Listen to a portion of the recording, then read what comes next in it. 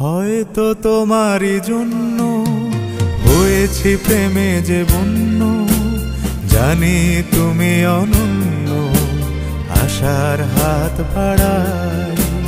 যদি কখনো একান্তে চেয়েছি তোমায় জানতে, শুরু থেকে শেষ প্রান্তে ছুটে ছুটে গেছি তাই।